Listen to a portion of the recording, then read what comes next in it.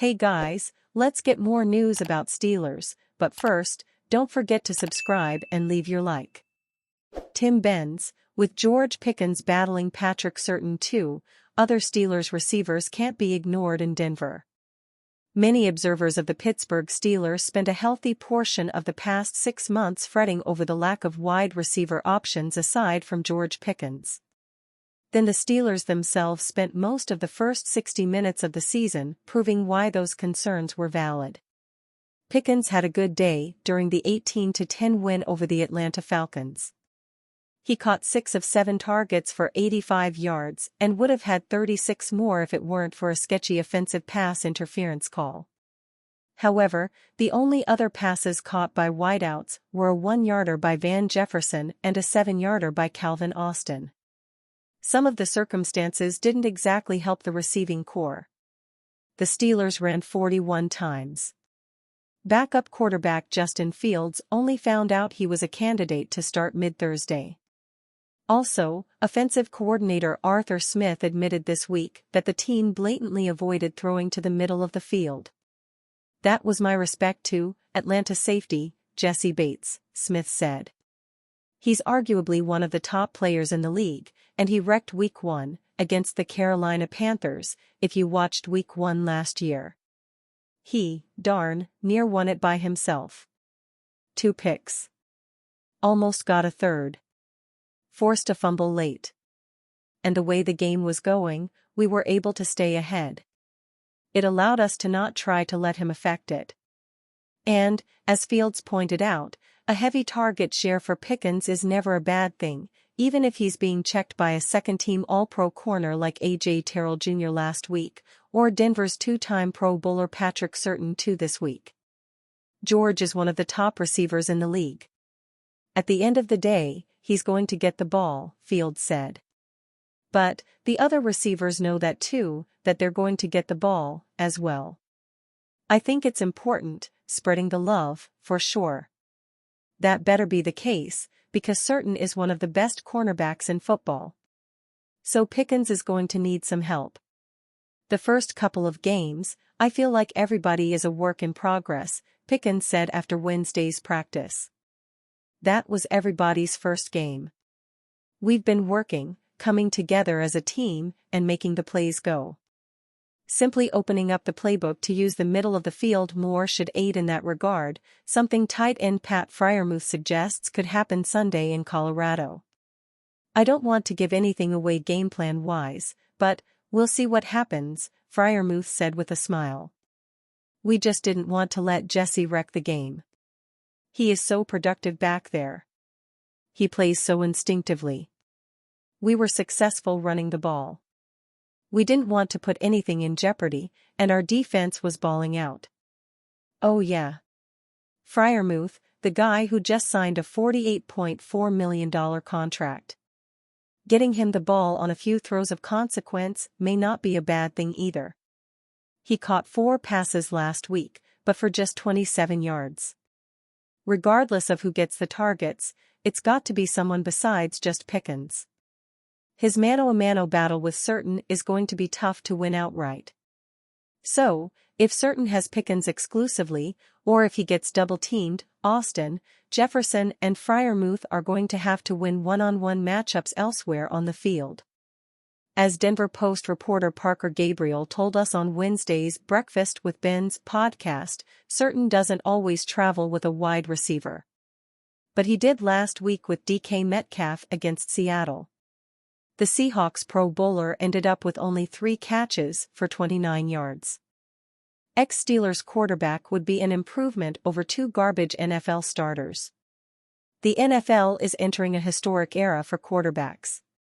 Patrick Mahomes has already reached legendary status, and Josh Allen can carry an untalented team on his shoulders.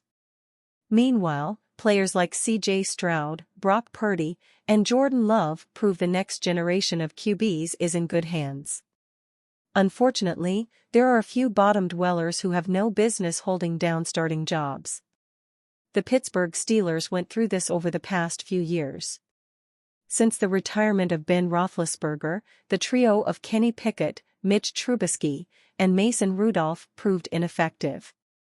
But as bad as these three signal callers are, they might be on the same level as a few NFL starting quarterbacks in 2024. I had a chance to go back and watch every NFL game from Week 1. Several quarterback performances were almost impossible to stomach. Giants QB Daniel Jones earned just 186 yards on a whopping 42 pass attempts, 4.4 yards per attempt, and 2 picks for a dismal 44.3 passer rating. New York was humiliated on their own turf by Sam Darnold and the Vikings in a 28-6 loss. Meanwhile, former number 1 overall pick Bryce Young completed 13 of 30 passes for 161 yards and 2 interceptions in a 37-point loss to the Saints. Young took 4 sacks and recorded a passer rating of 32.8 in Week 1. NFL teams make a lot of foolish decisions, and here are 2 perfect examples. The Giants handed Jones $40 million per season on a contract extension in 2023, while Young was significantly less talented than C.J. Stroud and Anthony Richardson, who went after him in the 2023 NFL Draft.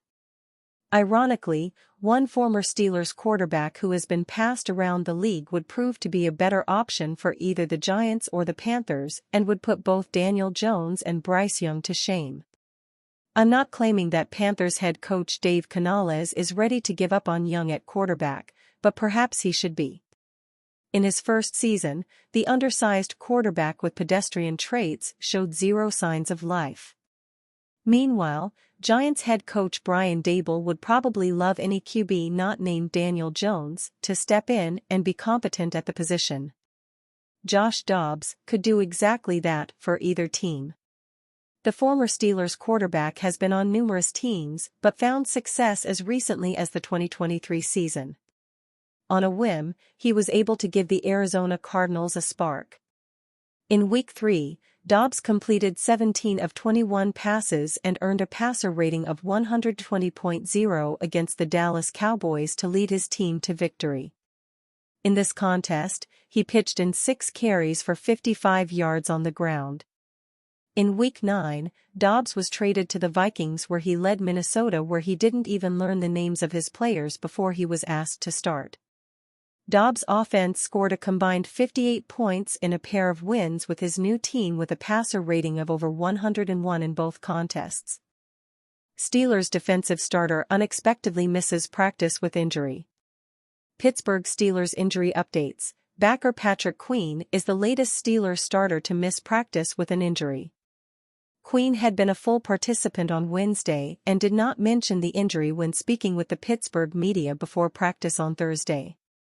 Rookie Peyton Wilson and veteran Elandon Roberts would both likely see an increase in reps if Queen is unable to play this Sunday against the Denver Broncos. Queen's status on Friday should be closely monitored. Otherwise, the injury report contained positive news for the Steelers, as rookie wide receiver Roman Wilson was a full participant in practice for the first time since suffering a sprained ankle on the first day of padded practices during training camp at St. Vincent College. Also participating in full on Thursday were left tackle Dan Moore Jr., who missed Wednesday's session with ankle inflammation, and defensive tackle Larry Ogunjobi, who was held out in Wednesday with a knee issue. 2 players were limited in practice on Thursday, quarterback Russell Wilson and cornerback Darius Rush. Wilson said he still has boxes to check physically before he can start to think about a return to action. Rush remains in the concussion protocol. Left guard Isaac Seumalo, Peck, remains out. Defensive tackle Cam Hayward was given the day off on Thursday. And you fan? What do you think of the situation of Patrick Queen? Leave your opinion in the comments.